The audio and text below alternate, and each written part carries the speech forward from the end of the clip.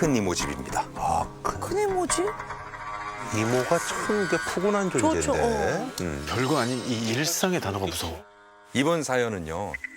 20년 전 성민 씨 나이 12살 때 일인데요. 네. 그러니까 성민 씨 시점으로 제가 이야기를 해드리겠습니다. 그래요. 2003년 7월 초등학교 5학년 여름방학이었습니다. 방학은 언제든 좋지만 이번 방학은 좀 더 특별했습니다. 제가 너무 좋아하는 시골 큰이모 집에서 지내기로 했거든요. 저희 부모님은 당시 맞벌이 부부였는데 바쁜 부모님 대신 이모가 절 돌봐주기로 한 거죠. 이모네 집은 버스가 2시간에 한 대 오는 그런 시골집이었습니다. 하얀색 새 운동화를 신고 설레는 마음으로 이모가 사는 마을집에 도착했습니다. 자, 마당에 들어서자마자 이모와 이모부가 버선발로 반겨주셨어요. 상민아, 이모 집 찾는 거 안 힘들었어? 이모한테 전화하지 그랬어. 하나도 안 어렸어, 이모. 제가 제일 보고 싶었던 건 1살 많은 사촌 정우영이었습니다. 맞아요. 항상 그렇게 친해요. 예. 맞아요. 그 짱이에요, 친척 중에. 저희는 2년 만에 만나는 건데 형이 아파서 명절 때도 이렇게 보질 못했거든요. 아, 아프구나. 오, 방학이라고 신발도 샀어? 신고식 한번 해줘야지. 네, 현감을 신고식 해줘야겠는데? 이제 몸이 좀 나아졌는지 예전에 장난꾸러기 형 같았습니다. 아이 얘들아 그만. 성민이 방금 왔잖아. 에이 성민 신발 다 더러워졌네. 이모가 털어줄게. 별안간 하얀 소복을 입은 할머니가 나오셨습니다. 저는 처음 보는 낯선 할머니였는데요. 할머니는 마당 한켠에 서서 절 빤히 바라보고 계셨어요.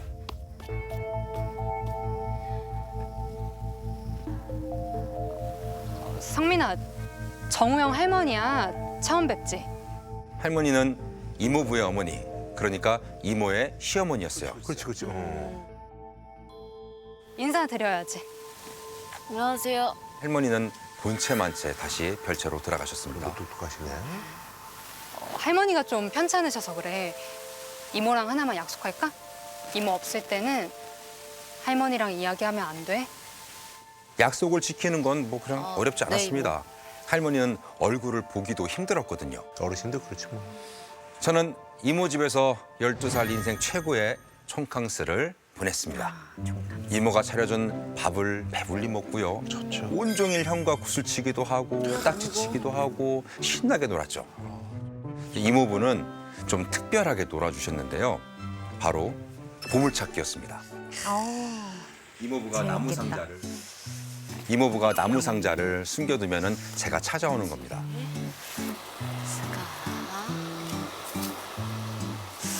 신나게 뒷산을 오르는데 나무 한 그루가 눈에 띄는 거예요. 역시 이모부가 숨겨둔 나무 상자가 있었습니다. 이모부 너무 좋으시다. 좋은 분이네. 이모부한테 맛있는 거 사달라 해야지. 이야, 이 보물은 뭘까? 우쭐하면서 상자를 열어봤는데 작은 손톱, 부적이 덕지덕지 붙은 인형, 열면 안 되는 상자를 연 것 같았어요. 깜짝 놀라서 얼른 상자를 닫으려는 순간 안녕하세요, 할머니. 별채의 할머니였습니다. 할머니가 좀 이상하다. 아, 할머니가 언제까지. 낯익은 얼굴에 안도하기도 잠시 할머니가 왜 이 외진 산 속에 계시는 거지? 오싹해지더라고요. 그때 넌 죽을 거야. 네? 넌 죽을 거야. 넌 죽어야 돼. 할머니가 절 보며 죽어야 한다고 하시는 거예요. 아프셔서.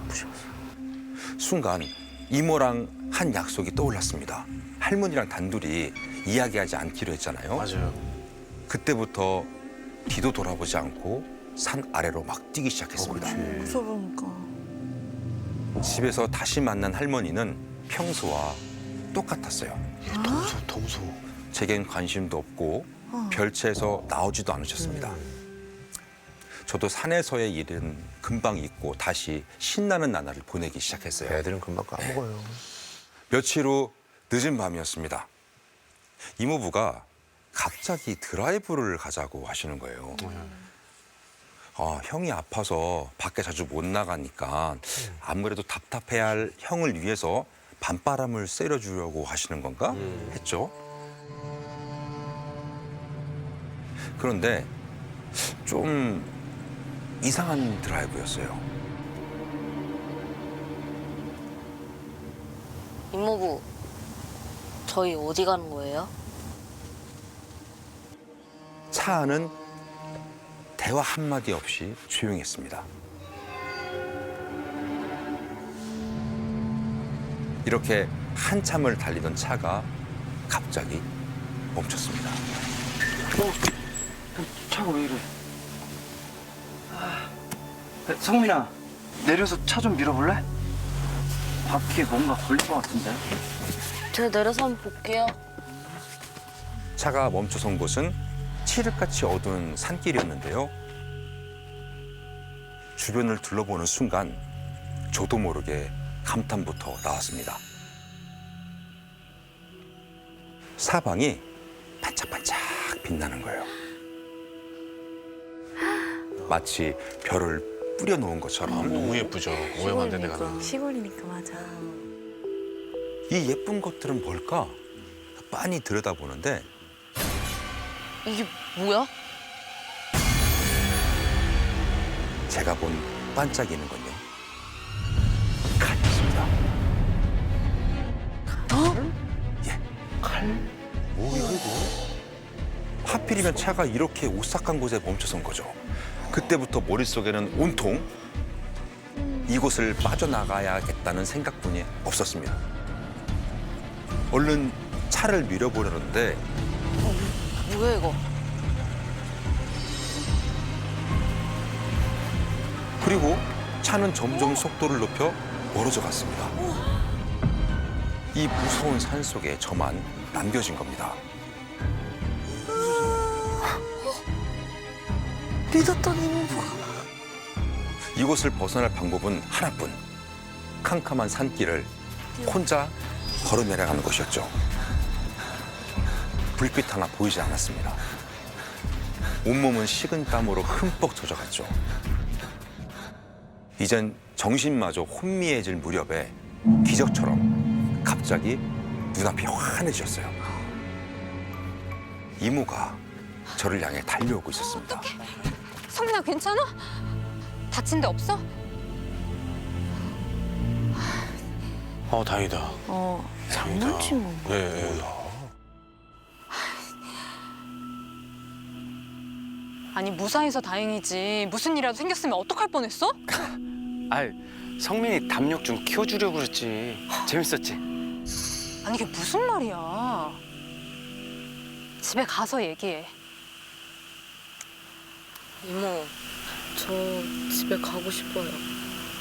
엄마도 보고 싶고. 많이 놀랬지. 근데 집에 가면 정우 형이랑도 못 놀고 이모도 못 보는데 괜찮아? 이모 섭섭한데. 오늘 밤 이모부의 장난은 너무 무서웠지만 사실 저도 형 이모랑 헤어지긴 싫었거든요. 잘해주니까. 이모 덕에 마음도 많이 누그러졌고 그래서 결국 저는 이모부의 사과를 받고 다시 차에 탔습니다. 천천히 차가 출발하는데 희끗희끗 룸밀러에 뭔가 보이더라고요. 또 뭐야? 뭐지? 확인하려고 뒤를 돌아봤는데 할머니가 차 뒤에서 절 빤히 지켜보고 서 계셨거든요. 아우, 가면 또 언제 또 났어? 이날 밤부터였습니다. 잔병도 잘 안 치르던 제가 아프기 시작했습니다. 이거는 정신적인 충격으로 진짜. 밥도 제대로 못 먹고 잠도 제대로 자지 못하고 매일 밤 악몽에 시달렸죠. 다행히 이모가 늘 제 곁에 있어 주셨는데 제가 아플 때도 악몽에 시달릴 때도 옆에서 절 지켜봐 주셨습니다. 근데 어느 밤이었습니다. 자다 깼는데 이모가 보이질 않는 거예요. 어디 가셨지? 이모를 찾아 집안을 이렇게 둘러봤는데 어디선가 인기척 소리가 들렸습니다. 소리를 쫓아가 봤더니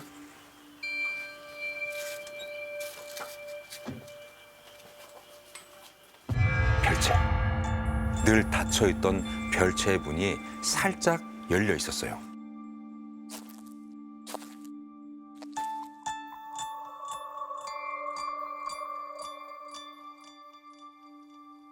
살며시 문틈 사이로 들여다봤는데요. 제가 매일 신고 다녔던 하얀색 운동화, 그리고 제가 좋아했던 노란색 티셔츠까지. 할머니 오시기 전에 얼른 가지고 나와야겠다 생각을 했습니다.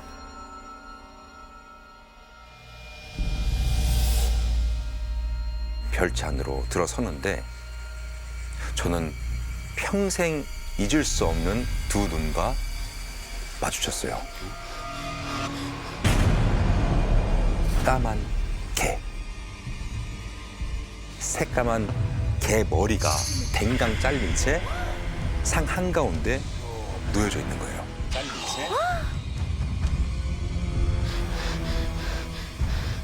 끔찍한 광경에 얼른 방 밖으로 나가려는 순간에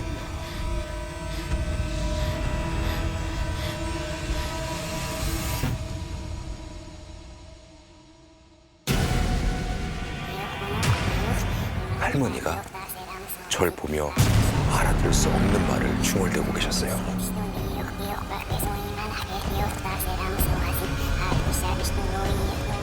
가장 끔찍했던 거는 개 머리를 잘라서 무슨 주술자 행위를 하면서 항상 저한테 그런 것들을 보게 했었었죠. 그런 말로 어떤 주술적인 행위를 하셨는지는 모르겠는데 제가 이제 경기를 일으키거나 굉장히 몸이 아프고 막 일부러 더 쇠약하게 만드는 건가? 개머리는 뭐야? 개머리는 진짜 와. 끔찍한 나날이 흐르던 어느 날 밤 별채에서 통곡 소리가 들려왔습니다. 할머니가 돌아가신 겁니다. 장례는 이모 집 마당에서 치러졌는데요. 사돈 어른의 부고에 저희 부모님도 급하게 이모 댁으로 오셨습니다. 할머니께는 좀 죄송했지만 엄마 아빠가 제 곁에 있으니 한편으로는 마음이 좀 놓였어요. 이모부는 장례 내내 넋이 나가 계셨는데요. 언제부턴가 마당 한켠에 고개를 푹 숙인 채 쪼그려 앉아 계셨습니다. 걱정되는 마음에 조심스레 이모부에게 다가갔습니다. 마당엔 이모부와 저 둘뿐이었죠. 이모부, 네가 죽었어야지. 네가 죽었어야지. 순간 네가 죽었어야지. 돌아가신 할머니가 제게 했던 말이 확 떠올랐어요. 넌 죽어야 돼. 넌 죽을 거야. 너가 죽었어야지. 이모부가 뭔가를 꽉 쥔 채 저를 향해 다가왔습니다.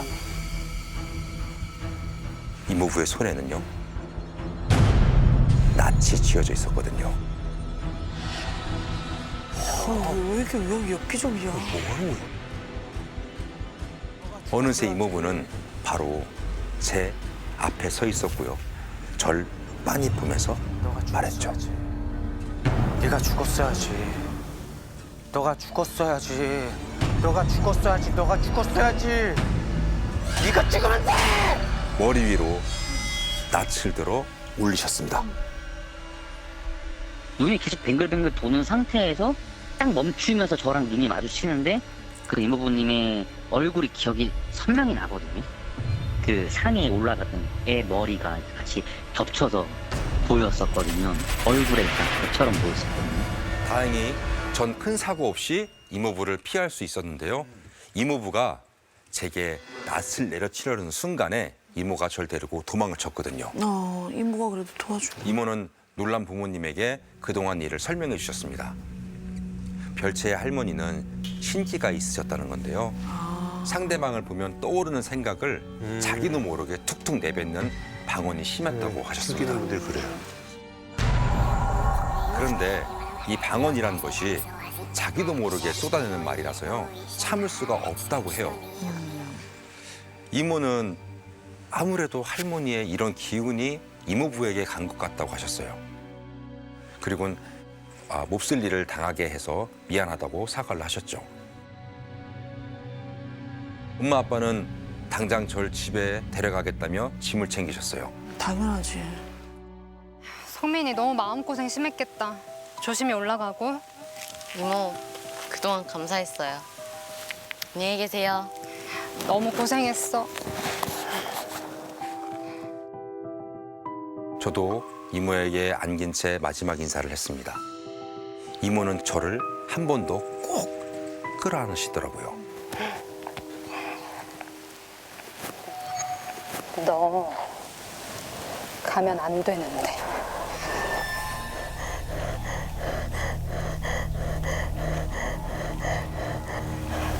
네가 죽어야 내 아들이 사는데.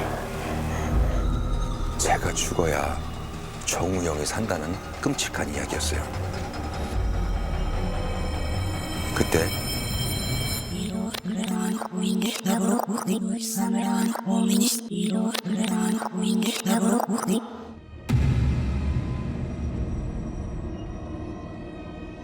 그분의 어떤 습관 중에 하나가 이제 자기도 모르게 말하는 어떤 방언이 있다고 말씀드렸잖아요. 이제 자기 며느리하고 자식한테 간 게 아닌가. 큰이 어머님도 약간 방언이 나오기 시작하시면서 와. 그냥 너희들이 갔었으면은 됐을 텐데 그게 아깝다는 식으로 얘기를 하셨었어요. 할머니도 이모부도 그리고 늘 제 곁에 있었던 이모까지 제가 죽기만을 기다리고 있었던 겁니다. 기다리고 기다리던 이모 집에서의 여름방학. 제 방학의 끝은 형을 위한 재물이 되는 것이었을까요?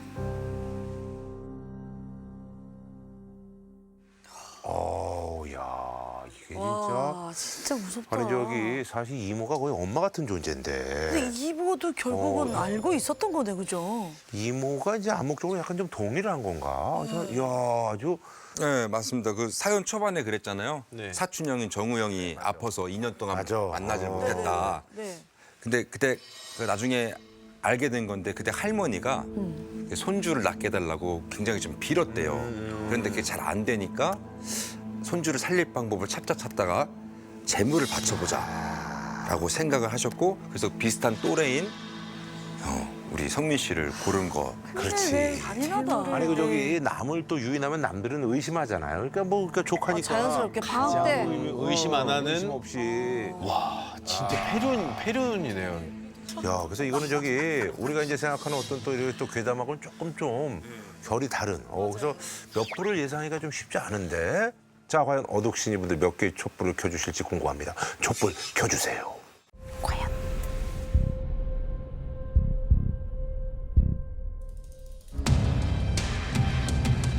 쭉쭉 가는데요. 네. 어허. 10개 넘어가고요. 빠른데요? 네. 자, 2층까지는 무난히 갈 것 같다는 속도죠. 예, 처음에 속도가 그렇게 중요하진 않아요. 좋아요. 예. 좀 더, 하나 더, 하나 더.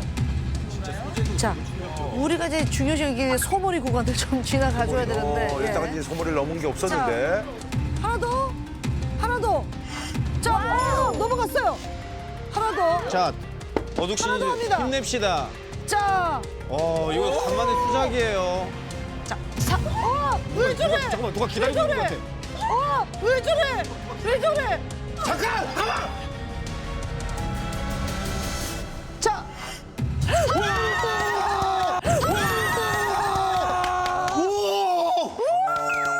오대열 씨. 그렇지. 우와. 여기서 난리가 났더라고. 이 표정 보는 게 더 재밌네요. 또 소름 돋았어. 자, 오대현 씨의 큰 이모집은 총 44개 완불이 켜졌습니다. 위대한이 됐습니다.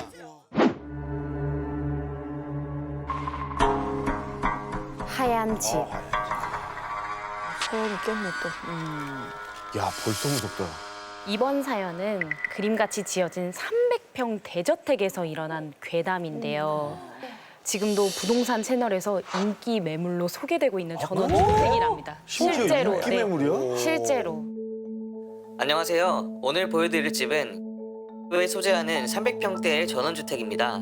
그만큼 이제 뭐 대지가 넓다는 얘긴데요. 골프 연습 시설 같은 걸 만들어놔도 정말 좋을 것 같아요. 뭐 일단 잔디들 같은 게 관리돼 있는 것 같은 느낌이에요. 뿌옇게 봐도. 너무 좋아 보이는데? 네, 다들 이렇게 부러워하고 있잖아요. 그런데 유독 눈에 띄는 댓글이 하나 있더라고요. 뭐야? 여기 보면 싸다고 가야 할 집은 아니에요. 대문 앞에 왜 땡땡땡이 걸려 있는지 생각해 보세요. 땡땡땡이 뭐지? 개조심, 말조심, 아니지 아니지. 조심. 아, 이것도 무슨 뭐죠? 아니야, 아직 일러요, 선배님. 댓글을 쓴 분은 바로 이번 사연의 제보자인 은하 씨예요. 네. 이 집은 은하 씨의 어머니가 지은 집이라고 합니다. 네. 근데 자기 엄마가 지은 집을 왜 비방한 방송 보다가 우리 집도 장난 아니게 무서울 텐데 라는 생각이 들어가지고 우와, 본인 집을? 엄마는 약간 로망이 있으셨어요. 저 푸른 초원 위에 하얀 집을 짓고 사는 그런 옛날 노래 가사처럼 소원을 갖고 계셔가지고 그 집을 짓게 되신 거였어요. 그쪽으로는 길도 없었고 그냥 덩그러니 산만 있었어요. 근데 저희가 이제 그쪽으로 길을 내고 처음으로 집을 앉힌 거고요. 진짜 대지가 넓나 보다. 와, 근데 길이 없던 곳에 집을 지어서. 대체 어떤 일이 일어났던 건지 네, 지금부터 제가 언니 은하 씨를 대신해서 이야기를 전달해 드리도록 하겠습니다. 상기슭 위 하얀 전원주택. 그중에서도 엄마의 가장 큰 자랑은 넓은 정원이었습니다. 정원 한편엔 엄마의 원픽, 아름드리 나무 한 그루가 있었죠. 봄이면 이렇게 벚꽃이 흐드러지게 피거든요. 이 모습에 엄마가 홀딱 반해버리신 거죠. 반할만하다. 네. 엄마는 집 짓는 내내 나무 그늘 아래에서 차도 마시고 바베큐도 하는 상상을 하셨대요. 엄마, 그렇게 좋아?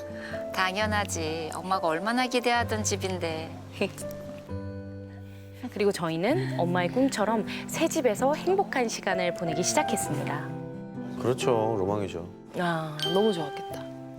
벚나무 밑에서 엄마 그리고 동생과 차를 마시고 있을 때였어요. 고마워. 우리 딸들. 여기 맛집인데. 아, 진짜 저 아저씨 또 왔네. 일하는 저 베어버려. 보기만 해도 기분 나쁜 걸 왜 아직 부는 거야? 이쁘기만 한 나무를 왜? 아니 그리고 아저씨 남의 집 나무에 왜 자꾸 난리예요? 웃기는 아저씨야. 불청객은 바로 이웃 아저씨였습니다. 솔직하기만 한 걸.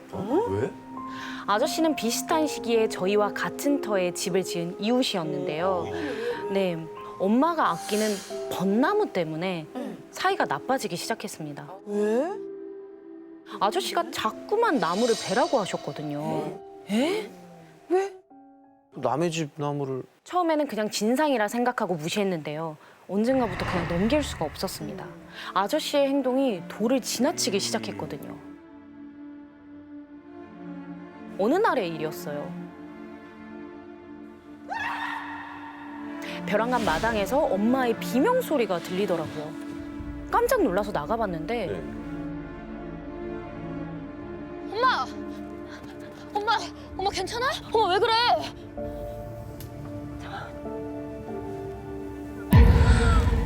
이 나무 때문에 내가 잠을 못 자겠어.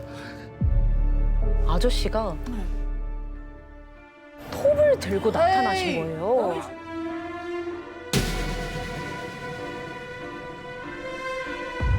아저씨는 누가 말릴 새도 없이 나무 꼭대기를 향해 올라가고 있었습니다. 그리곤 슥슥 엄마가 보란 듯이 가지를 자르기 시작했어요. 에이, 이건 선 넘은 거지. 맞아. 주거침입죄예요. 엄마는 경찰에 신고할 거라며 노발대발하셨고 그제야 아저씨는 나무에서 내려오셨습니다. 나무를 죽이려는 아저씨와 나무를 지키려는 엄마의 갈등은 나날이 깊어졌어요. 아저씨는 벚나무 아래에 끔찍한 부적을 묻어두기도 했고요. 나무 기둥에 커다란 못을 잔뜩 박아놓기도 했습니다. 아유, 이상하신 분이네. 아저씨의 이해할 수 없는 행동은 계속되었고 나무를 향한 엄마의 애착은 점점 집착으로 바뀌어가고 있었어요. 그치, 되려. 이제 엄마의 일과는 단 하나, 온종일 나무를 지켜보는 것뿐이었습니다. 언제부턴간 잠도 자지 않고 벚나무 아래 누워 계셨죠. 살 것 같아. 엄마, 밤에는 추워. 들어가자. 그래, 엄마. 방에 들어가자. 아저씨 또 오면 우리가 이야기 잘할게. 들어가자, 엄마. 나무는 엄마가 지켜. 저와 동생이 엄마를 나무에서 떼어놓으려 할수록 엄마는 점점 더 나무에 집착하셨습니다. 그 사이 엄마의 건강은 눈에 띄게 나빠졌고 왜요? 일상이 안 되니까. 지켜보는 저희는 속이 타들어갔죠. 그리고 얼마 후 믿을 수 없는 일이 일어났어요. 엄마가 갑작스레 저희 곁을 떠나신 거예요. 되게 갑자기 돌아가신 거예요.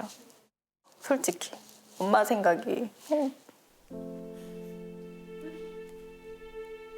어떡해.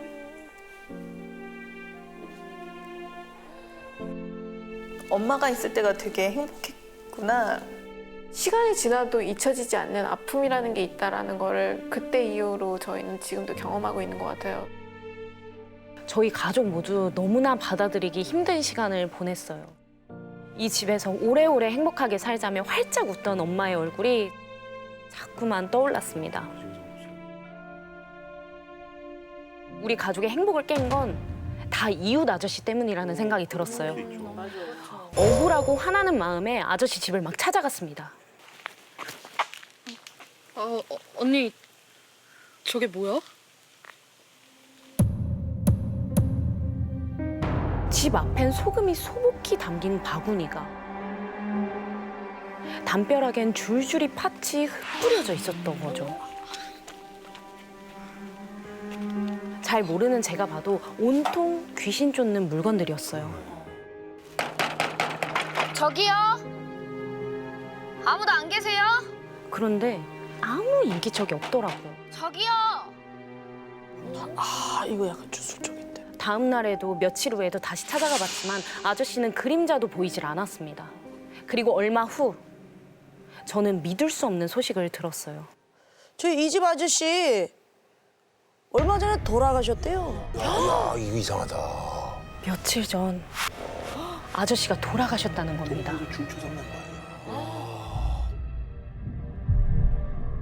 아니, 엄마의 아저씨까지 두 분이 돌아가신 게 어쩌면 우연이 아니지 않을까? 막 무서운 생각도 들었습니다. 늦은 밤까지 혼자 방에서 뒤척이다가 동생이랑 이야기라도 해보려고 방을 나왔습니다.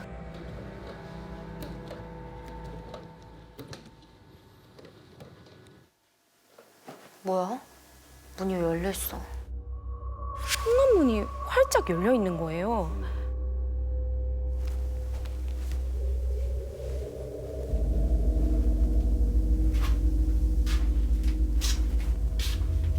그리고 열린 문 너머 보이는 벚나무, 나뭇가지 사이로 뭔가가 펄럭이고 있더라고요. 한 걸음 한 걸음 나무로 다가갔습니다.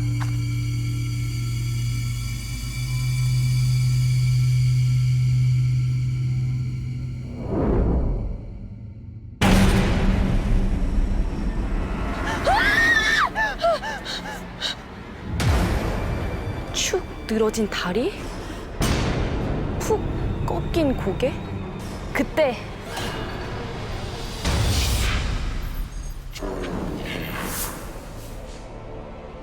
새까만 형체가 저를 향해 조용히 하라는 거예요. 뭐야? 그 순간 나뭇가지 사이로 대롱대롱 또 다른 다리가 보였어요. 왜 그래? 새하얀 다리에 원피스 자락. 제 동생이 정신을 잃고 나뭇가지에 매달려 있었어요. 우와, 안 돼. 동생은 몸을 반으로 접은 채 사지를 축 늘어뜨리고 있었는데요. 은지야. 야, 은지야. 야, 이은지! 야, 은지야. 야, 이은지! 야! 제 외침에 다행히 동생은 금방 정신을 차렸습니다. 내가 왜 여기 있어? 분명 자기 방에서 자고 있었는데 눈을 떠보니까 나무 위라는 거예요. 약간 몸 위에 뭐가 있네. 와, 이런. 엄청 무서웠어요. 저도 모르게 저 스스로를 좀 해하게 돼가지고 근데 제가 봤던 형체에는 남자의 형체였어요. 이건 내가 잘못 보는 게 아닌 것 같다, 무섭다. 동생이 막 이제 잘못될까봐 동생 문 앞에서 이렇게 밤새서 이렇게 앉아 있었던 적도 있어요. 뭔가 좀 이상하다 싶으면 이렇게 문 열고 확인해보고. 이 집에서 나와야 돼 당장.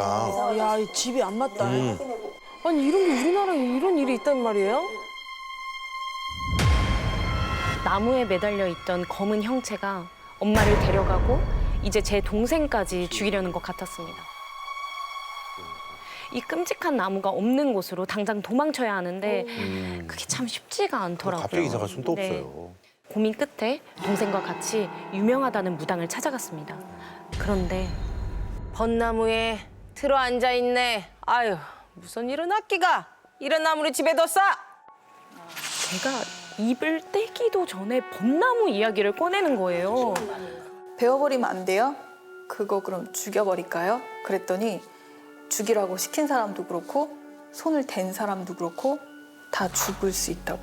죽고 싶으면 한번 해보라고. 아저씨랑 엄마. 그 아저씨. 저희 종교 세 개는 다 해봤어요. 그래서 신부님 오셔가지고 성수도 뿌려보고 소금도 뿌려보고 저희 할 수 있는 건 다 해봤어요. 저희의 갖은 노력이 효과가 있었는지 동생도 저도 더는 나무 귀신에 시달리지 않게 되었습니다. 정말 기쁘게도 엄마의 흔적이 가득한 이 집에서 계속 살 수 있었던 거죠. 네. 얼마 후 늦은 저녁, 야식을 사들고 집에 돌아오고 있었어요. 야, 은지야!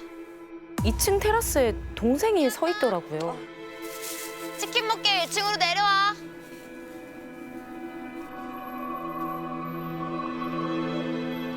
야, 이은지! 그 순간 동생이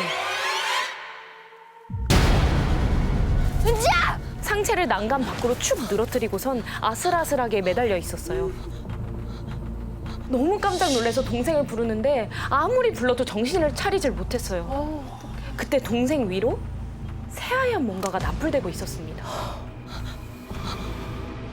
천천히 올려다보는데 지붕 위에 하얀 소복을 입은 여자가 서 있는 거예요. 여자는 지붕 위에 서서 동생을 빤히 쳐다보고 있었습니다. 저 여자가 당장이라도 동생을 해칠 것만 같았어요. 얼른 집으로 뛰어가려는 순간 동생은 조금씩 난간 아래로 미끄러져 갔고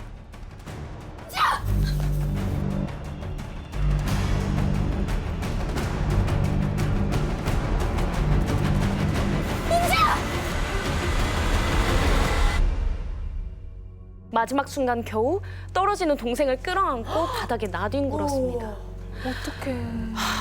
정말 다행히 동생은 다치지 않고 제품에 안겨 있었어요. 저는 그 길로 전국 방방곡곡 유명하단 무속인은 다 집으로 불렀어요. 그런데 모두 다 똑같은 말을 하는 거예요.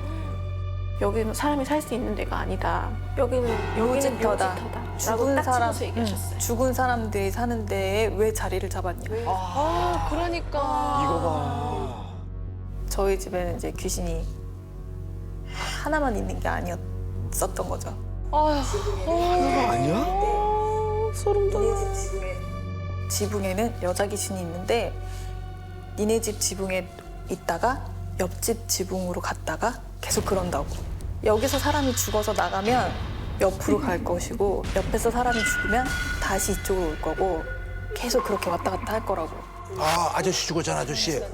왔다 갔다 한다고? 저희가 집을 지은 터는 사람이 살 수 없는 땅이라는데요. 터에 자리 잡은 악귀들이 살아있는 것은 하나씩 죽여 내쫓기 때문이에요. 엄마, 그 다음은 아저씨. 그리고 이젠 제 동생을 내쫓으려 하는 겁니다. 저는 당장 동생을 데리고 엄마가 지은 이 집을 떠날 수밖에 없었습니다. 당연하죠. 우리 가족이 이 집에 이사 오던 날이 생각납니다. 엄마가 나무 그늘 아래에서 행복한 나날을 꿈꿨듯 지금 어디선가 누군가도 나무 그늘 아래 같은 꿈을 꾸고 있진 않을까요?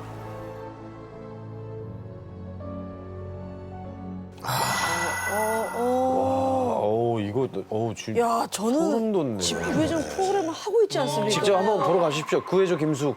야, 이게 보니까 터가. 그러니까 그 나무가 문제가 아닌 터가 거잖아요. 문제가 지금. 터가. 나무가 문제가. 어우, 아주 섬뜩한 사연이었습니다. 저 아영 씨가 소개한 우리 하얀 집. 이미도하고 내가 보니까 각축이야. 정말요? 진짜. 쎄. 제 근처로 왔으면 했는데 안 되겠어요. 저 무조건 40불 넘습니다. 무조건 넘습니다. 요거 40불. 미도 씨 어때? 저도 38불. 에이, 왜? 저보다는 3불을 깎았네요. 네, 38불. 근데 40불만 해도 이길 텐데. 자, 그런 말이죠. 과연 어둑신 분들 몇 개 촛불을 켜주실지 촛불 켜주세요. 어떻게 될까? 나 사연 안 읽고 계속 보고 싶다. 자, 쭉쭉 올라갑니다. 요거는 그냥 2층 그냥 무난히 넘어갈 것 같아요. 예, 예. 여기서 호들갑 떨리지 맙시다, 우리. 예, 지금 속도도 굉장히 좋고 안정적이고. 와, 이거 속도가 거의 200km로 달리네. 자, 40. 자, 40. 하나 더. 제발 하나 더. 이제 동점이자 동점. 김하영. 동점. 여기서 어떻게 되나요? 잠깐만. 이거 뭐야? 자. 멈불. 마지막으로 카드 셉니다. 3, 2.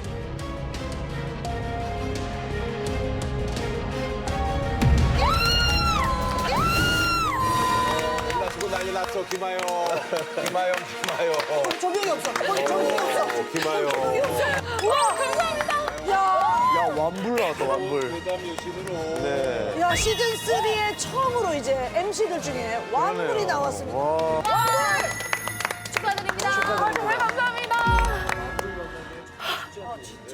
만불 만나기는 정말 쉽지 않은 일인데 황재성이 시즌 1 쓸 때 못한 거를 김하영이 단 4회 만에 기가 막히다 진짜. 해내요. 네.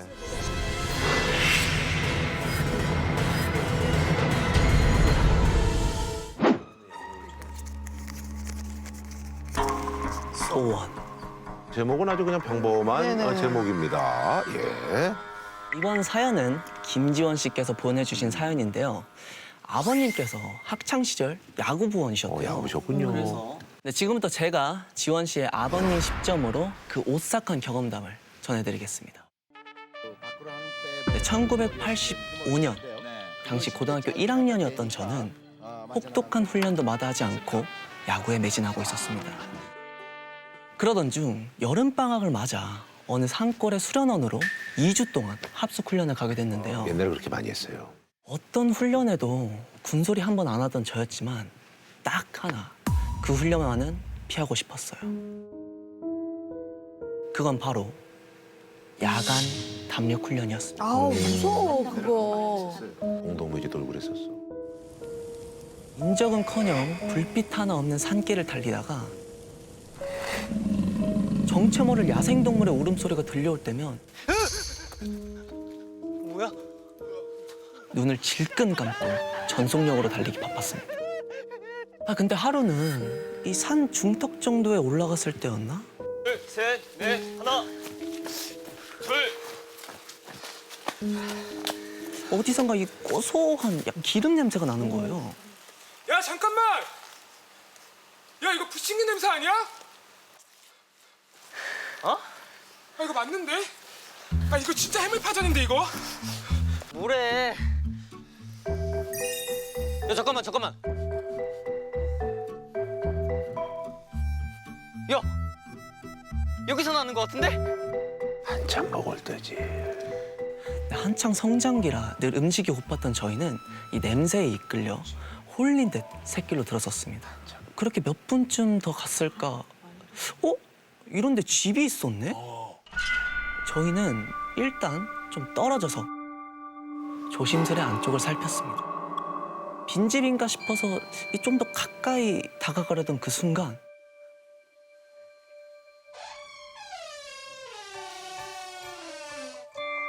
할아버지 한 분 나오시더라고요. 오. 사실은 있었네. 그러더니 이 소중한 물건을 다루듯 무언가를 꺼내서는 할아버지 신발 옆에 조심스레 올려두셨습니다. 뭘 두고 가신 건가 싶어서 자세히 보니까 여자 구두였습니다. 여자 그게 너무 무섭다. 뭐야? 다시 밖으로 모습을 드러낸 할아버지 손에는 이 음식이 한가득 차려진 밥상이 들려 있었습니다. 야 저거 보여? 내가 전이라고 했지? 야 조용히 해. 왜? 야 가자. 결국 참지 못하고 할아버지네 마당 안으로 돌아섰습니다. 그쵸. 배고프니까. 저 이상한 애들 아니고요. 고등학교 야구부 학생들인데요. 배가 고파서 그런데 밥 좀 얻어 먹을 수 있을까요? 처음엔 경계하는 듯 바라보시더니 그래. 어여들 들어와라. 감사합니다. 네, 저희는 허겁지겁 음식을 먹기 시작했습니다. 너무 맛있어서 정신을 놓고 먹다 보니까 금세 그릇에 바닥이 보였어요. 그래서 전 어느 정도 배가 찬 뒤에야 이 주위를 힐끔힐끔 둘러보게 되었습니다. 이 방 안에는 이 작은 이 제사상 말고는 이 살림살이가 보이지도 않더라고요. 근데 사진은 따님이신가 봐요? 제사상 위에는 어떤 여자의 사진이 놓여져 있었어요. 저희는 이 할아버지의 따님인가 싶었죠. 이쁘지? 원래 이 방이 우리 은진이가 살던 곳이야. 너무나 애틋해 보이는 할아버지의 표정에 좀 괜한 이야기를 한 건가 싶어서 좀 죄송한 마음도 들었습니다. 잠시 후 배부르게 식사를 마친 저희는 감사 인사를 하기 위해 자리에서 일어났어요. 그런데 그때 학생들, 그 학생들은 소원 같은 거 없나? 네? 소원이요? 이 할애비가 소원을 이루는 방법을 알거든. 근데 이게 4명이 있어야 되는 거야. 우리 4명이니까는 우리 한번 해보지 않을래? 게임 아니야? 분신사바 같이. 저희가 이 밥을 또 푸짐하게 얻어 먹었던 터라 이 할아버지의 제안을 또 거절하기가 좀 그렇더라고요. 네, 할아버지는 이 방 안에 저희를 세워두고는 3가지 규칙을 설명해 주셨습니다. 네, 첫 번째, 마음속으로 소원을 빌며 이 한 손은 벽을 짚고 한 손은 앞으로 뻗은 채 곧장 걸어갈 것. 두 번째, 걸어가다가 앞 사람의 등에 손이 닿으면 2번 톡톡 친 후 그 자리에 멈춰 설 것. 그러니까 벽만 지면서 앞사람 치는 거예요. 그리고 이 등에 신호를 받은 사람은 마찬가지로 소원을 빌며 같은 방식으로 앞으로 걸어갈 것. 그치, 자리가 바뀌는 거죠. 한 자리씩 이렇게 하고 그 친구가 가고. 그 애들 입장에서 재밌었겠네. 그리고 3번째, 꼬리에 꼬리를 이어가되 할아버지가 멈추라고 할 때까지 계속 이어나갈 것. 내가 나가서 문 닫으면은 너부터 시작하는 거다. 알겠니?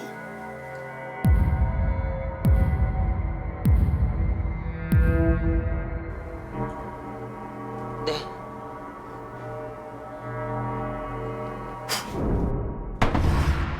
문이 닫히는 소리가 들렸고 얘들아, 나 간다. 오케이.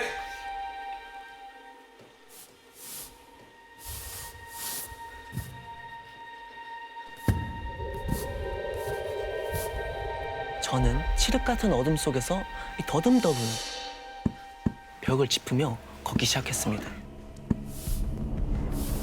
8걸음쯤 걸을 때였나? 손에 준영이의 등이 닿았고 그 자리에 멈춰섰습니다. 슥슥 이 준영이가 벽을 짚고 앞으로 나아가는 소리가 들렸어요. 저희는 오로지 서로의 등과 손바닥의 감각에만 의존한 채 깜깜한 방 안을 말없이 돌고 또 돌았습니다. 아니, 처음엔 몇 번 하다 끝나겠지 싶었는데 아무리 걷고 또 걸어도 할아버지가 그만하라는 말씀을 안 하시는 거예요. 오, 지겹지. 이제 슬슬 숙소로 돌아가야 할 텐데. 할아버지를 부르고 싶어도 말하면 안 된다고 신신당부하셨던 터라 이러지도 저러지도 못하고 있는데 잠깐만. 뭔가 이상한데? 이게 4명이서 릴레이가 가능한가? 왜지? 이 첫 주자였던 제가 앞으로 나아가서 준영이 등을 치면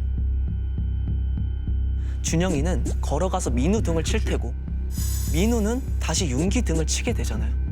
그럼 윤기가 칠 사람이 없잖아. 그런데 윤기가 앞으로 갔을 땐 등을 칠 수 있는 사람이 없지 않나 싶더라고요.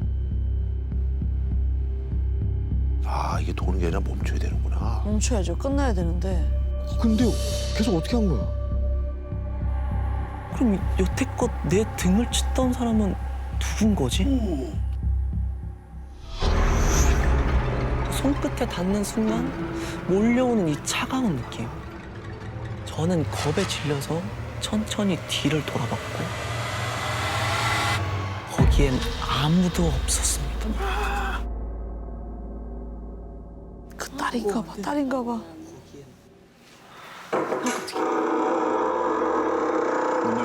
문 열려.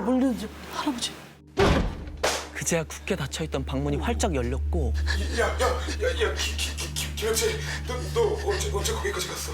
너가 방금 내 어깨 쳤잖아. 이 숨막히는 정적을 깬 건 할아버지의 목소리였습니다. 왔어. 할아버지가 아무도 없는 구석을 바라보며 환하게 웃고 계셨어요. 퍼뜩 정신이 든 저희는 소리를 지르며 방 밖으로 뛰쳐나왔습니다. 못 있지. 그런데 정신없이 신발을 구겨 신다가 저도 모르게 방 안쪽으로 고개를 돌려봤는데 액자를 끌어안은 채 빈 방 안에서 활짝 웃으며 갑자기 따님을 찾아대는 할아버지 어깨 너머로 은진이 어디니? 은진아. 은진이 어디냐? 이 사진 속 그 따님의 얼굴이 보이기 시작했다는 겁니다. 저희 가족이 최근에 이제 더 알게 된 사실인데 할아버지가 시켰던 게 구석놀이라는 강령술의 하나라고 귀신 부르는 강령술이구나. 무슨? 아버지도 뭘 하는지 전혀 모르고 이렇게 몇십 년을 지내오시다가 그걸 알게 되시니까 이제 더 무서웠고 그때 자기가 느꼈던 그 손길도 다시 소름이 돋는다고 하셨습니다. 머리에 쥐가 나는 듯한 공포를 느낀 저는 이 정신없이 도망가는 친구들과 함께 뒤도 돌아보지 않고 산길을 내달렸습니다. 저희는 약속이라도 한들 산속에서 있었던 일들을 대해 말하지 않고 숙소로 돌아와서도 마치 넋이 나간 사람들처럼 서로 어떤 말도 하지 못했습니다. 그렇게 나흘째가 되던 밤 훈련을 다 마치고 숙소로 돌아가려는데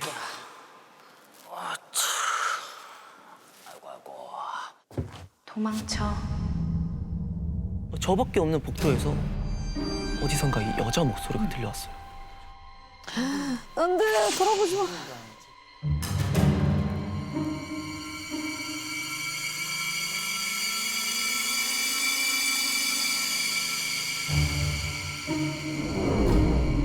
휙 돌아봤지만 아무도 없었어요. 뭐야? 순간 겁이 확 나서 걸음을 재촉하려던 그때 얼음장같이 차갑고 하얀 손이 제 등 뒤에서 이렇게 뻗어나와서 어마어마한 힘으로 제 얼굴 뒤로 젖혀 당기기 시작했습니다.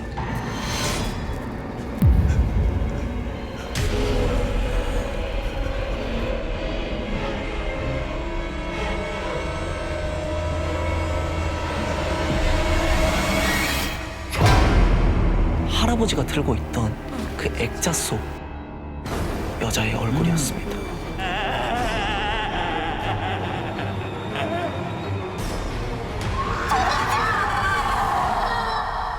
절규에 가까운 여자의 비명소리에 귀가 찢어질 듯 아파왔어요. 뒤로 꺾인 목덜미와 이 귀에서 느껴지는 엄청난 통증에 전 그만 정신을 잃고 말았습니다. 제가 눈을 뜬 건 다음날 아침이었어요. 전 당장 코치님께 달려가 제발 집으로 보내달라고 사정을 했습니다. 코치님은 제 상태가 심상치 않다는 걸 느끼셨는지 수련원 관리실에 전화기를 빌려 저희 부모님께 연락을 해주셨어요. 그런데 그때 옆에서 통화 내용을 가만히 듣고 있던 관리인 아저씨가 펄쩍 뛰며 놀라시는 거예요. 학생, 산에 갔었어? 네. 왜요?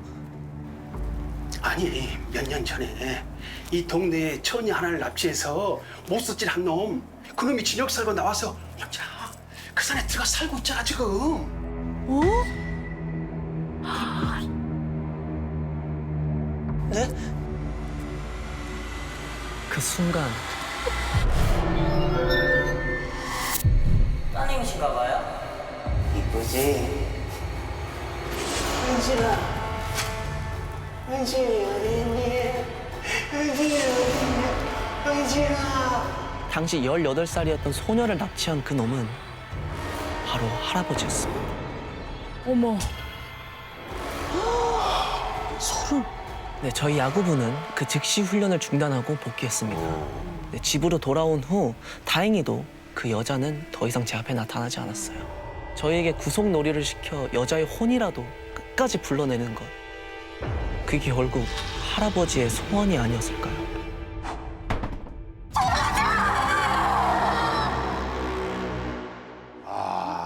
너무 나쁜 인간이네. 왜? 나도 자신인 줄 알았네. 저도요. 네, 근데 사연자분께서 이게 직접 확인한 것은 아니지만 이 경비원 아저씨 말씀을 듣고 나니까 피해자분이 아니셨을까, 그 여성분이. 피해자를 위해서 제사를 지내고 있었던 거예요? 피해자를 위해서 제사 지는 게 아니라 불러내려고. 피해자를 뭐 위로해주고 영혼을 달래주고 그런 게 아니라 불러내서 자기 곁에 두려고 했던. 그런 진짜 미친. 나쁜 인간이지. 네, 너무 과도한 집착이 아니었나 좀 생각이 듭니다. 이것도 이제 강명술 사연이잖아요. 정모 씨나 원진 씨는 강명술. 네. 이거 말고 또 접해본 게 있습니까? 저는 일단 알고 있는 것도 되게 많고요. 그래요? 불러내고 싶어요? 이게 좀 관심이 많았어가지고 수련회 가면은 통벽 귀신이라는 것도 되게 항상 했었고요. 그건 뭐예요? 통벽 귀신은 이제 벽 같은 데를 치면은 안이 꽉 차 있는 소리가 들리는 거나 안에 비어 있는 소리가 들리는 데가 있어요. 통통통통 거리는 소리가 있어요. 있죠, 있죠. 그 공간에 귀신이 산다 그래서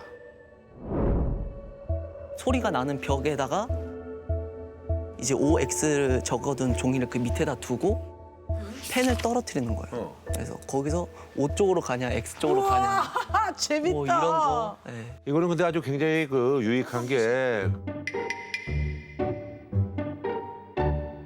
그 저기 부실 시공 같은 것들을 그런 거 체크할 찾아낼 수 있는. 때.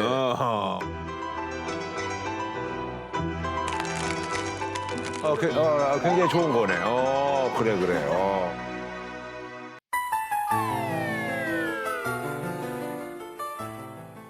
자, 그럼 말이죠. 저기 몇 불 정도 예상하는지. 저는 이거 한 40불 가까이 나오지 않을까 하는 그런 진짜요? 생각. 어때요? 사연 소개했는데. 좀 맛깔나게 하지 않았나 싶습니다. 자체도 무서웠고. 한 40불 이상 보는 거예요? 좀 40불 넘었으면 좋겠습니다. 우리 또. 저는 멤버니까 네. 44불. 그래. 만불. 자, 과연 말이죠. 어둑신이 분들 몇 개 촛불을 켜줄지 궁금합니다. 촛불 켜주세요. 제발.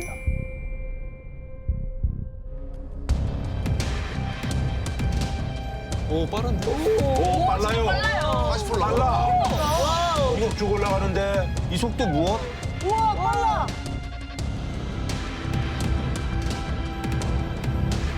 진짜 빨라.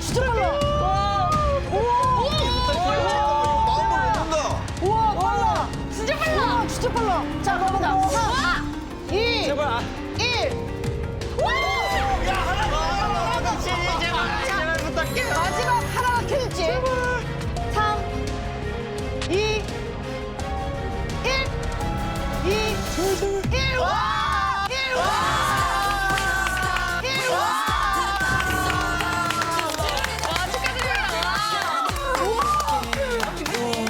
자, 우리 원주 씨의 소원은 총 44개. 재밌었어. 완불의 촛불이 켜졌습니다. 이른 날. 이른 날?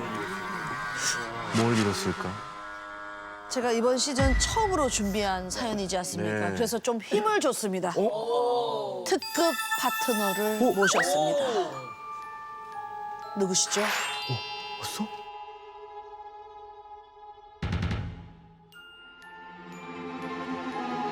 접니다.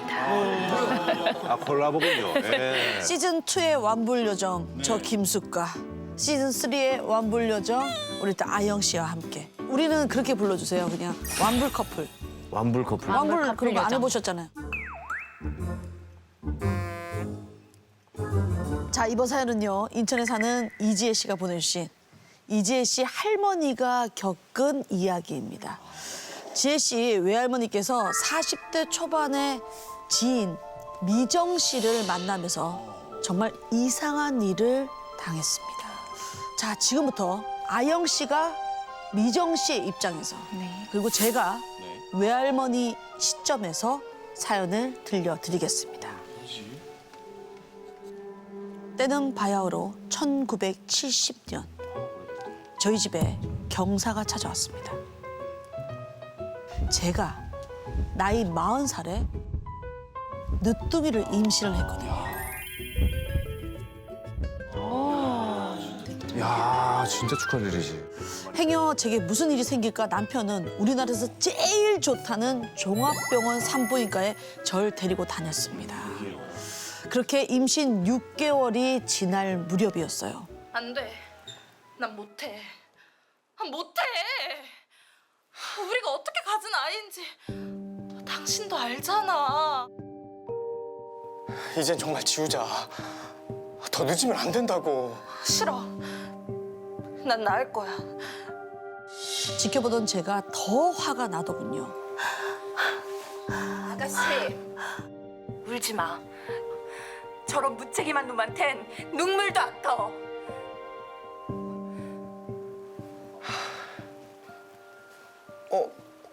부장님. 이게 누구야? 김주원 씨 아니야?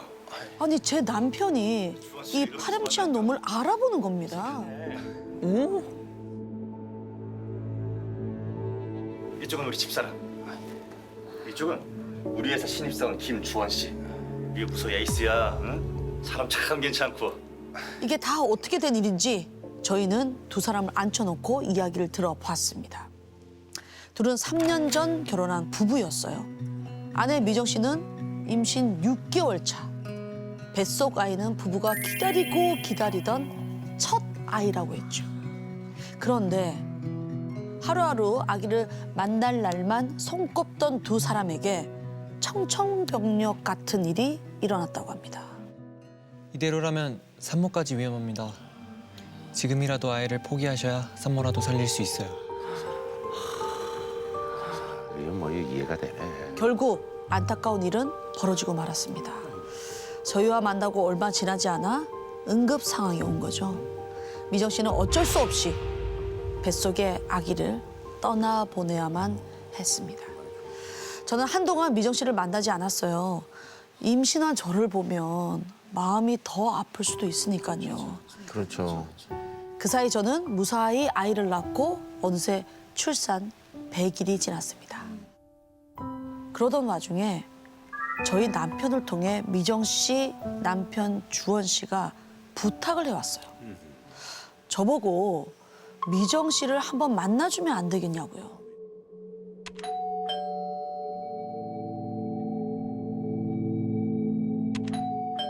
그런데 초인종을 눌러도 아무 기척이 없는 거예요.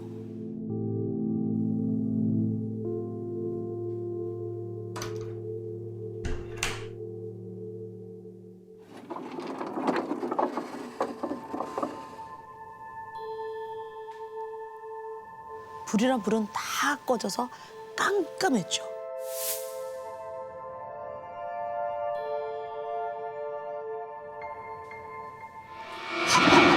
깜짝아.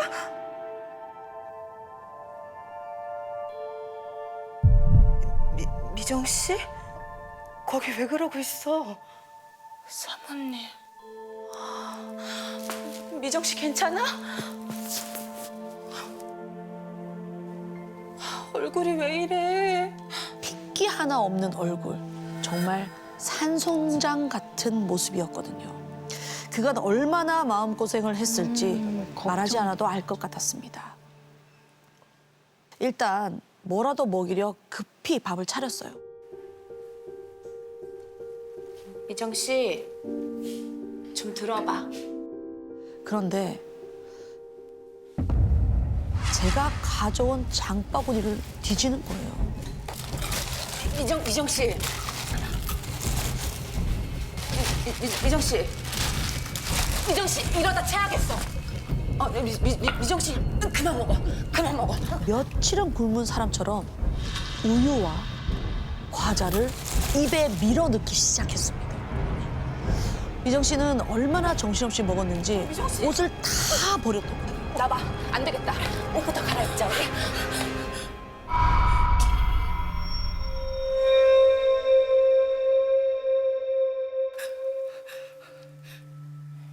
미정 씨, 이거 왜 이래?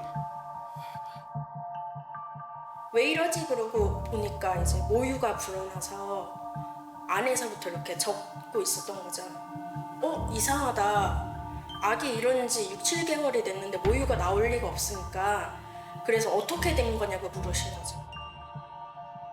제발 좀 자기 좀 도와달라고. 살려주세요, 살려주세요. 사모님 저 진짜 살 수가 없어요. 막 그런 식으로. 뭐야? 대체 미정 씨에겐 어떤 일이 있었던 건지 지금부터 제가 미정 씨의 시점으로 그간의 일을 들려드릴게요. 아기를 보내고 저는 단 하루도 제정신으로 살지 못했어요. 분만실 침대에 누워 아기를 보내던 그 순간을 잊을 수가 없었거든요. 저는 너무나 생생한 아기 울음소리를 들었습니다.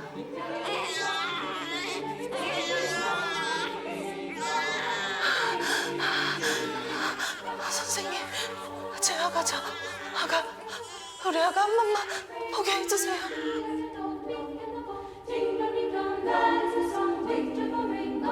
아이는 잘 떠났고요. 마지막까지 저희가 잘 보내드리겠습니다.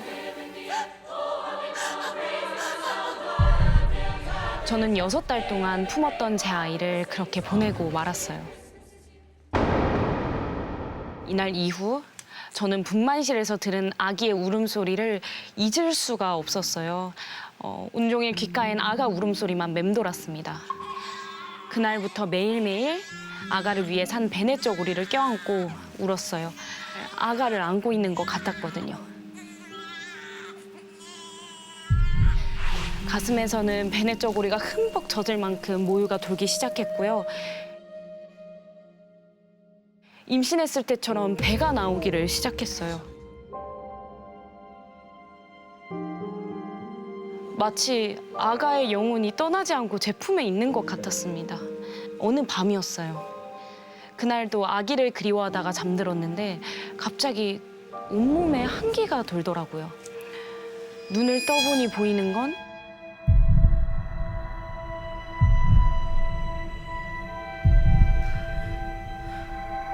제가 분만실 침대 위에 누워 있는 거예요. 제 배는 만삭 산모만큼 불러 있었습니다.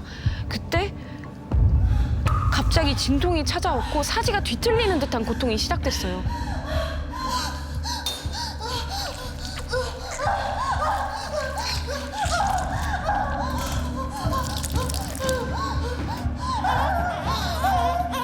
축하드려요. 딸이네요.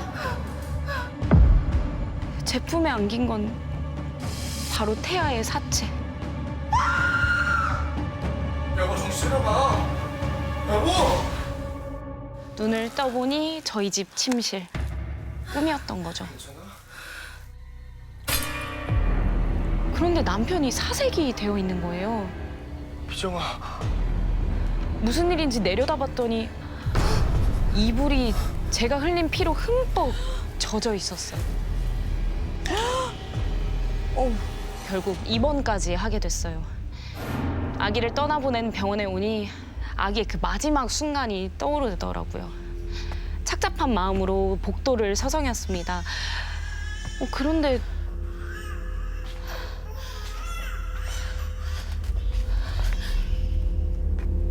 어디선가 자꾸 아기 울음소리가 들리는 거예요. 제가 한 걸음 한 걸음 그 소리를 쫓아서 갔습니다.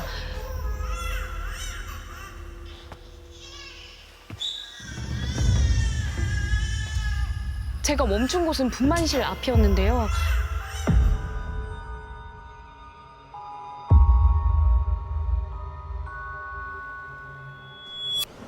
분만실은 불이 꺼진 채 텅 비어 있었죠.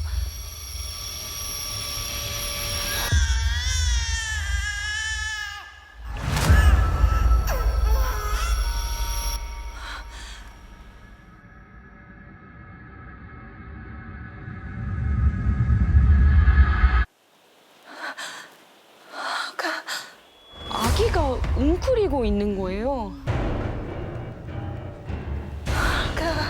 그때 갑자기 분만실 불이 깜빡이더니 자지러질 듯 우는 아기 울음소리가 들렸어요. 깜짝 놀라서 침대 위 아기를 내려다봤죠. 그런데 그 잠깐 사이에 아기가 사라진 거예요. 당장 분만실을 나가려 돌아서는 순간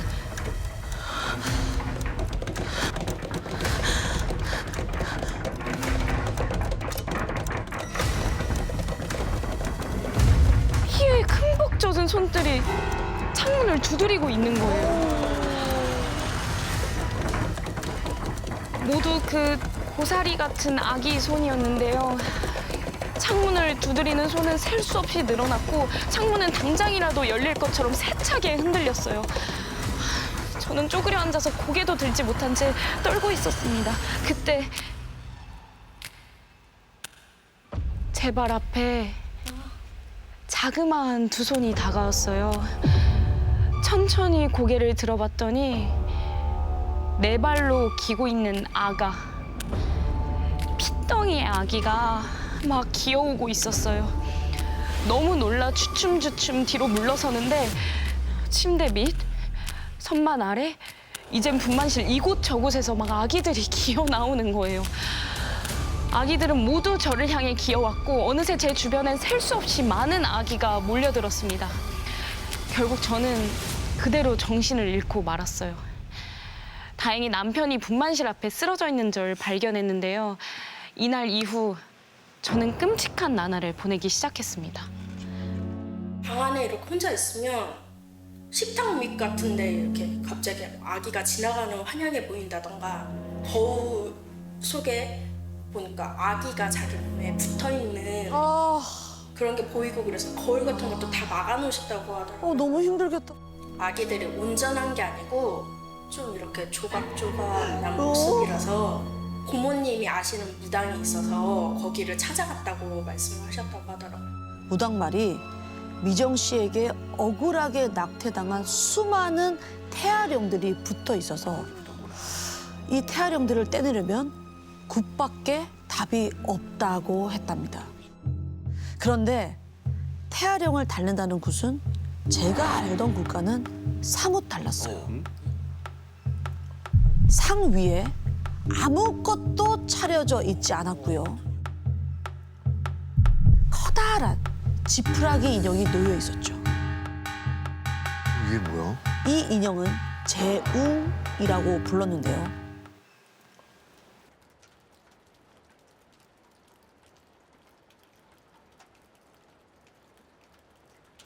태아령들을 이 재웅으로 옮길 거야. 재웅이 미정 씨의 애군을 대신 받아준다고 하더라고요.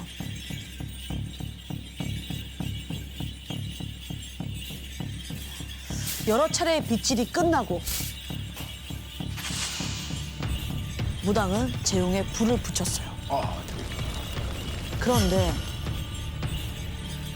불이 점점 타오를수록 알 수 없는 옹알이를 막 중얼거리기도 하고 심지어 싫다고 발버둥 치기도 했습니다.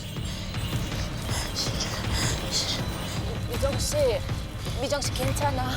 좋은 곳으로 갈 거야. 미정 씨 괜찮아? 싫어. 아기 좋은 곳으로 갈 거야. 미정 씨 정신 차려봐. 좋은 곳으로 갈 거야. 보내드리자. 불은 2시간이 넘도록 타다 사그라들었고요. 미정 씨도 안정을 되찾았습니다. 뭐 쥐 같은 게 뭔 것처럼 따다닥따다닥 이렇게 문 자국이 있어서 너무 깜짝 놀랐다고 그러시더라고요. 근데 더 자세히 보니까 그게 플라스틱 뚜껑으로 찍은 것처럼 잇몸 자국 있잖아요. 그게 다다닥다닥 이렇게 나 있었대요. 태아령이 원래 한이나 그런 게 없는데 얘네는 한이 있다고. 이상하게 태아들의 한이 많아도 너무 많다는 거예요. 죄책감에 나날이 힘들어하던 미정 씨는 결국 아기와의 흔적이 없는 곳으로 멀리 이사를 갔습니다. 미정 씨가 떠나고 얼마 지나지 않은 1970년 11월 27일 신문을 넘기다가 기사 하나가 눈에 들어왔습니다. 기사의 첫 줄을 보는 순간 온몸에 소름이 쫙 끼쳤어요. 뭐예요?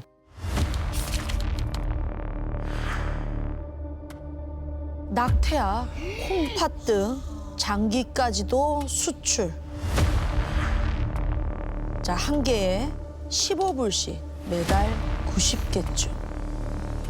아, 미국 그 대학 연구소에 이제 팔아먹었구나. 아, 왜 이런. 나쁜 놈들이네.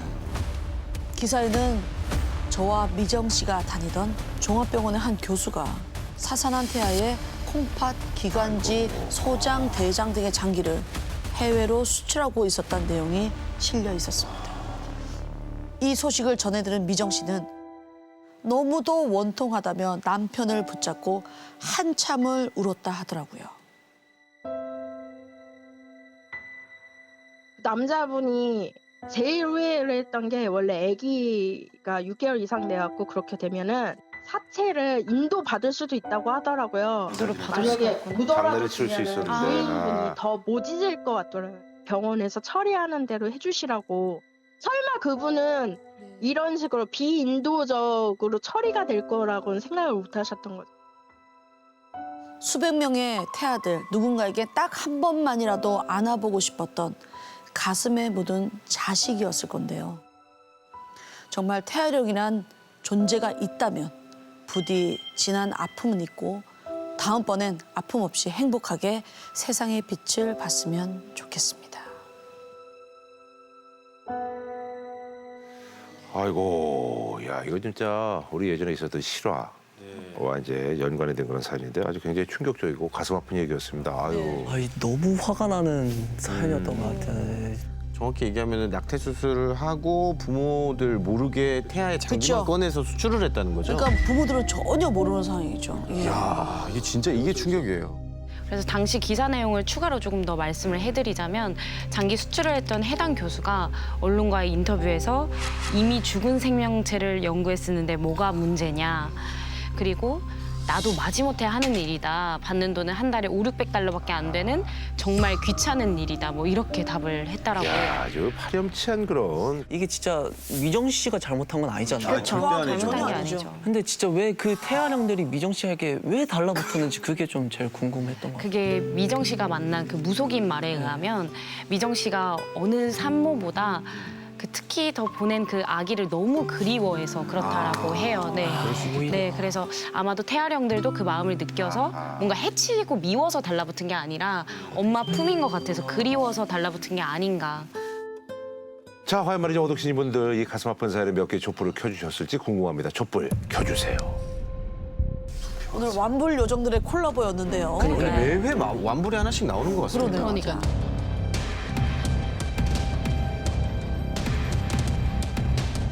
생각보다 좀 빠른데 황재성 씨 때보다는 좀 빠른 것 같은데요. 뱀술이 아까 몇 분 나왔죠? 뱀술이 뭐 28개. 그렇게 잘못됐습니까?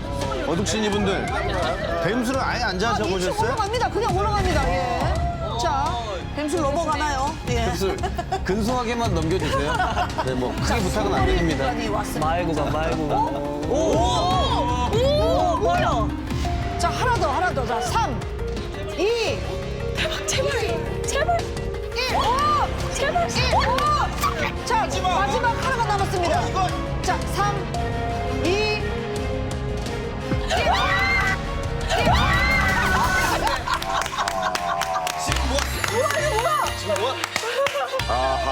아하. 우리 김숙 씨 그리고 김하영 씨가 공동으로 소환 이른 날 총 44개의 촛불이 펴있습니다. 야, 황재성 빼고. 진짜요? 황재성 빼고 구사연이랑 완불입니다.